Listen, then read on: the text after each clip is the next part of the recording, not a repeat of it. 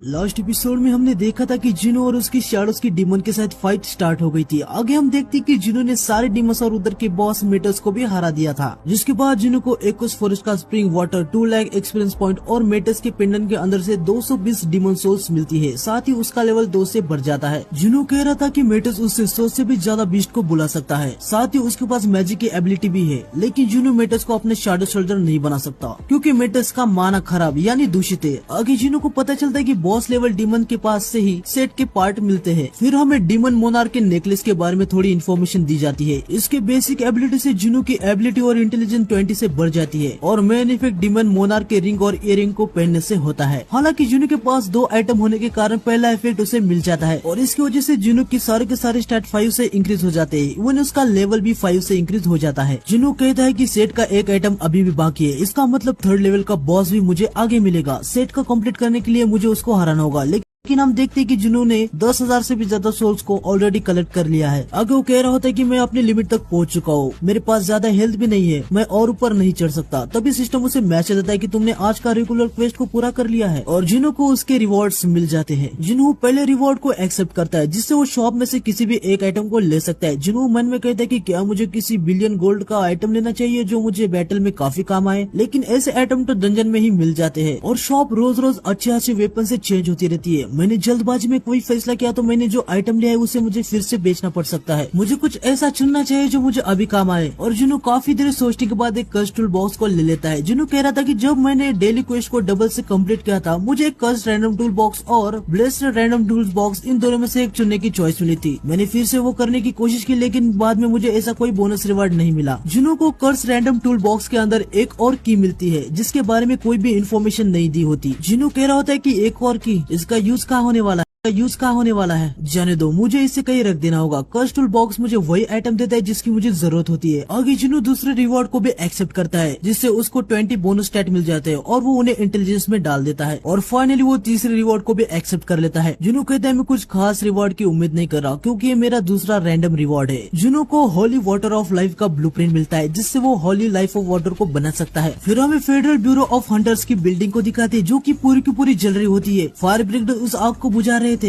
Deputy director का एक member उनसे कह रहा था, मैंने सुना था कि जब 2 S रैंक के हंटर एक दूसरे से भिड़ते हैं तो पूरा का पूरा लैंड तक तबाह हो सकता है। ये किसी चमत्कार से कम नहीं कि बस इतना ही डिस्ट्रक्शन हुआ है। डेप्यूटी डायरेक्टर कहते हैं, तुमने सही कहा, फिर भी देखा जाए तो इसे बैटल भी नहीं कह सकते। डोंगसू उसके सामने बच्चे जैसा था, रियल डैमेज होने से पहले वो हार गया। आगे हम देखते हैं कि जिनो अपनी माँ से मिलने आया था, वो अपनी माँ के पास बैठ जाता है। फिर हमें होली वाटर ऑफ लाइफ के बारे में और इन्फॉर्मेशन दी जाती है। ये वाटर यस लेवल का है। ये एक ऐसा मिस्टीरियस पोशन है जो पावरफुल मैजिक का यूज करके अपने यूजर की किसी भी बीमारी का इलाज कर देता है। जिनो कहता है कि शायद ये मेरे माँ का इलाज कर दे। होली वाटर को बनाने के लिए 3 आइटम्स की जरूरत है, जिनमें से जिनो के पास 2 आइटम ऑलरेडी है जो उसे वुल्कान और मेटोस को हराने के बाद मिले थे। अब उसे बस एक ही आइटम चाहिए था, जो कि था purify blood of the demon king. आगे जिनो कहता है कि मैंने डीमन कासल को क्लियर किया तो मैं होली लाइफ ऑफ वाटर को बना सकता हूँ। 1 हफ्ते से डीमन कासल पे चढ़ने से मेरा लेवल 16 से बढ़ा है और अभी मैं S रैंक का बन चुका हूँ, तो मुझे डरने की कोई भी जरूरत नहीं है। वो अपनी माँ से कहते कि बस थोड़ा और रुक जाओ माँ, मैं आपको जल्द ही ठीक कर दूंगा। आगे हम कोरिया के हंटर एसोसिएशन को देखते हैं, जहाँ का स्टाफ कल रात की न्यूज के बारे में देख रहा होता है। जिनो यहाँ अपना रीइवैक्यूएशन करने आया था। मिस्टर जंग उसके साइड वाली मेंबर से कहते हैं कि आजकल ये बहुत हो रहा है, उस पे ज्यादा टाइम वेस्ट मत करना, उसे कहना पे करो और उसे इवैक्यूएशन रूम की तरफ भेज दो। फिर मिस्टर जंग उसका नाम देखते हैं और वो तुरंत बेक यूनो को कॉल लगा देते हैं और उनसे कहते हैं कि मिस्टर बेक, आपने जिस हंटर के बारे में कहा था ना, वो यहाँ आ चुका है। ये सुन के बेक थोड़ा सा हैरान हो जाता है। वो मिस्टर जंग से कहते हैं कि क्या वो वहाँ पे आया है? मिस्टर जंग उन्हें बताते हैं कि हाँ, वो इवैक्यूएशन करने आया है। वो लेडी जिनो को इवैक्यूएशन रूम की तरफ ले जाती है। आगे हम देखते हैं कि यहाँ पहले से 3 लोग चेक करने के लिए आए थे। 2 हंटर काफी ज्यादा एक्सपेक्टेशन के साथ अंदर जाते हैं, पर उन दोनों का ही रैंक E आता है। उसे देख के जिनो के साइड का एक इंसान काफी ज्यादा डर रहा था, क्योंकि उसे कम से कम C रैंक तो लाना ही था, जिससे वो अपने बेटी के साथ अच्छे से रह पाए। पहले 2 हंटर का हाल देख के वो काफी ज्यादा डर जाता है और वो जिनो को पहले जाने के लिए कहता है और जिनो भी मान जाता है। जिनो इवैक्यूएशन रूम में जाता है। वो लेडी उसका नाम उसे पूछती है। जिनो उसे बताता है कि मेरा नाम है संग जिनो। फिर वो लेडी कंप्यूटर में उसका डाटा चेक करती है। उसे पता चलता है कि जुनू पहले से इवैक्यूएटेड है और वो एक ई रैंक का अवेक हुआ था। वो लेडी जिनू से पूछती है कि क्या आप यहाँ रिवैक्यूएशन करने आए हैं? जिनू कहता है कि हाँ। फिर वो लेडी मन में कह रही थी कि सारे के सारे हंटर जो यहाँ रिवैक्यूएशन करने आते हैं वो ई रैंक के ही होते हैं। वो जिनू को बताती कि तुम्हें बस उस ब्लैक ऑप पे अपना हाथ रखना है। जुनू उस पे हाथ रख देता है। वो लेडी रिजल्ट देख रही होती है पर उधर एरर मैसेज आ जाता है। वो जुनू से कहती है कि जरा एक पल के लिए रुक जाओ, मैं प्रोसेस को फिर से शुरू करती हूँ, लेकिन फिर भी एरर आता रहता है। वो लेडी कहती है कि ऐसा तो पहले कभी नहीं हुआ, मुझे माफ कीजिए, मैं एक बार और ट्राई करना चाहती हूँ। फिर वहाँ पे मिस्टर जंग आ जाते हैं। हमें पता चलता है कि इस मशीन को चंग सिंह नाम का एक बंदा चलाता है। वो उस लेडी से कहते हैं कि तुम खुद इस मशीन को क्यों चला रही हो, चंग सिंह कहाँ पर है? वो मिस्टर जंग से कहती है कि चंग सिंह का भी रेस्ट रूम में है। ये सुन के मिस्टर जंग कह रही होती कि उस गधे को काम के समय पे अपने पोस्ट से नहीं जाना चाहिए। फिर वो मन में कहते हैं कि मैं भी तो यही कर रहा हूँ। फिर वो इस लेडी से पूछते है कि क्या प्रॉब्लम है। वो बताती है कि शायद मानामीटर में कुछ खराबी आई है। मिस्टर जंग मन में कह रहे थे कि मैं यहाँ कितना हाई एक्सपेक्टेशन लेके आया था, क्योंकि मिस्टर बेक ने इसके बारे में बहुत कुछ बताया था। शायद सच में इसमें कुछ तो खास बात है। नहीं, ये मैं क्या कह रहा हूँ, रीअवेकनिंग कोई मजाक की बात नहीं है। तभी वो लेडी मिस्टर जंग को वो एरर मैसेज को दिखाती है। उसको देख के मिस्टर जंग हद से ज्यादा शॉक हो जाते हैं। वो उस लेडी से पूछते कि तुम यहाँ कब से काम कर रही हो? वो बताती कि मुझे अब तक 6 महीने हो चुके हैं, क्या मैंने कोई गलत बटन दबाया? फिर हमें पता चलता है कि चाह है इनके साथ भी शायद कुछ ऐसा ही इंसिडेंट हुआ था, क्योंकि मिस्टर जंग मन में कहते चाह है इन 2 साल पहले इवैक्यूएट हुई थी। फिर वो उस लेडी को चंग सिंह को बुलाने को कहते हैं। मिस्टर जंग मन में कहते हैं कि मैंने भी इस बात को नोटिस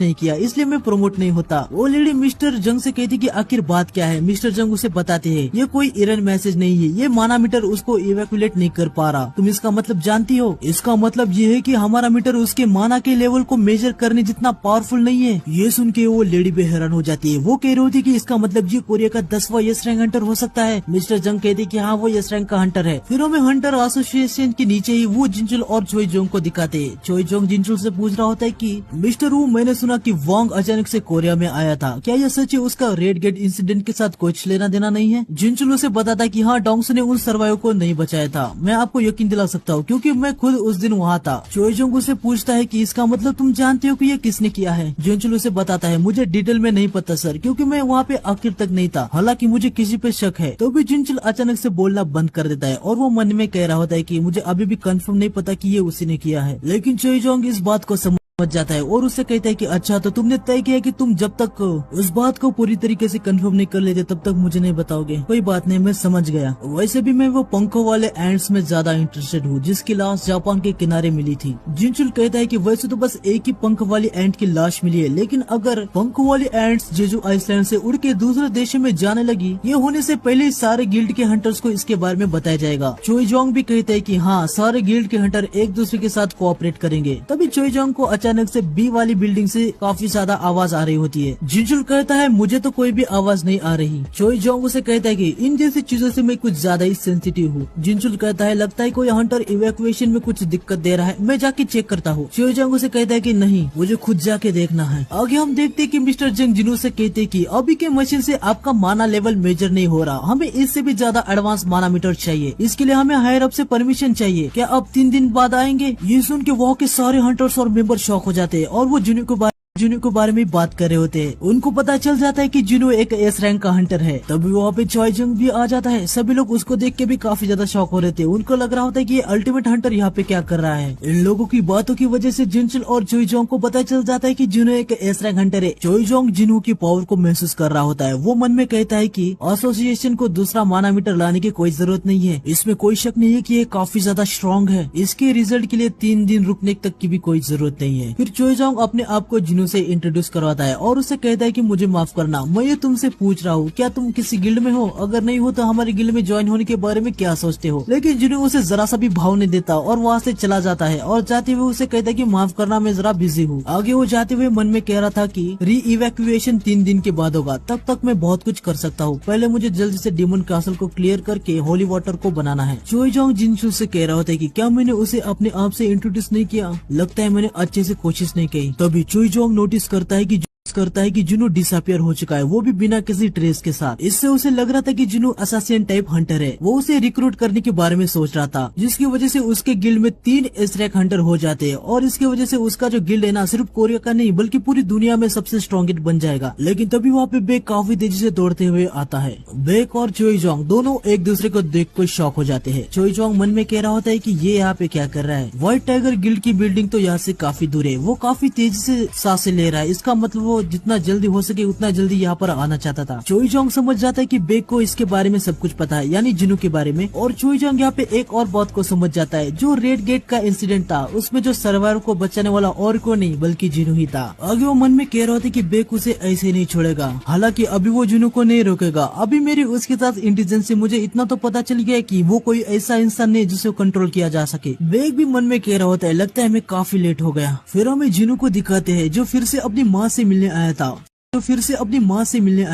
फिर वो जब अपनी माँ के कमरे से बाहर आता है, वो सोच रहा था मुझे और भी ज्यादा स्ट्रांग होना होगा। फ्लोर्स को क्लियर करते हुए मेरा लेवल बढ़ रहा है, लेकिन मिड लेवल का जो बॉस था वो काफी ज्यादा हार्ड था। इसका मतलब ये है कि जो टॉप वाला फ्लोर का बॉस होगा वो तो काफी ज्यादा हार्ड होने वाला है। तभी वहाँ पे जिनचुल आ जाता है। वो जुनू से कहता है कि डबल डंजन के अंदर सारे बीच को किसने हराया। मुझे हमेशा से लगता था कि मैं टैलेंट लोगों को अच्छे से देख सकता हूँ, पर तुमने मुझे गलत साबित किया। जुनू से कहता है कि हम हमेशा एक दूसरे से टकराते रहते हैं। जिनचुल से कहता है सर्विलेंस टीम की मेन रिस्पांसिबिलिटी बीच से फाइट करना नहीं है। अगर दूसरे शब्दों में कहूँ तो हम हंटर पे नजर रखते हैं और जो लॉ को तोड़ते हैं हम उन्हें सजा देते हैं। जिनू से कहता है मुझे तुम्हारी सर्विलेंस टीम से कुछ भी लेना देना नहीं है। लेकिन जिनचुलू से फिर से कहता है हमारी वजह से ही हंटर कंट्रोल में है। हालांकि हम यस रैंक हंटर का कुछ नहीं कर सकते। मुझे तुमको किसी से मिलवाना है, प्लीज मेरे साथ आओ। वो हंटर एसोसिएशन के चेयरमैन गो गुनही है। जिनू भी उनका नाम सुन के थोड़ा सा हैरान हो जाता है। गो गुनही वहाँ पे आ जाते हैं। वो जिनू से कहते हैं कि मुझे तुमसे मिलके जिन्हू उनके साथ शेक हैंड कर लेता है। वो मन में सोच रहा था कि भले ही उम्र में 80 साल से ज्यादा है, लेकिन इनके पास किसी रिटायर रेसलर की तरह बॉडी है और ये एक यस रैंक के है। चेयरमैन गो गुनही जिन्हू को यस रैंक हंटर बनने के लिए कांग्रेचुलेशन करते हैं, पर जिन्हू उन्हें कहते हैं कि मुझे अभी रिवैक्यूलेशन करना बाकी है। गो गुनही उसे कहता है तुम्हें री इवैक्यूएट करने की कोई जरूरत नहीं है। एडवांस मानामीटर के बहुत कम चांसेस है कि वो इवैक्यूएशन को मेजर न कर पाए, क्योंकि वो रेंज से बाहर वाले को भी मेजर कर सकता है। उसको ऐसा बनाया गया था। अगर मीटर फुल रेंज को मेजर करता तो तुम्हारा डबल एस या ट्रिपल एस रैंक आ जाता। हालांकि तुम्हारे पावर को मेजर करने के लिए कितने भी एस लगे जाए इसका कोई फायदा नहीं और रिजल्ट एक्यूरेट नहीं आएगा। मुझे पता है ये सुन के तुम ये जानना चाहोगे कि आखिर ये री इवैक्यूलेशन प्रोसेस क्यों है। ये इसीलिए है ताकि हम तुम जैसे किसी से मिल पाए जिसकी ताकत की कोई सीमा ही ना हो। इसके बारे में और भी बहुत कुछ है, लेकिन मैं अभी इसके बारे में तुमसे ज्यादा बात नहीं करने वाला। चलो तो मैं तुम्हें मेन मुद्दे की बात बताता हूँ। हम कॉर्पोरेशन नहीं है तो हम तुम्हें बहुत ज्यादा पैसे देने का प्रॉमिस नहीं कर सकते। हालांकि मैं तुम्हें दूसरे तरीके से हेल्प कर सकता हूँ। जिन्हों उसे कहते कि आप क्या कहना चाहते हो। गोगोनी उनसे कहते कि मैं ये कहना चाहता हूँ कि मैं तुम्हारे करियर के लिए दूसरा रास्ता प्रोवाइड कर सकता हूँ। और आज के एपिसोड के लिए बस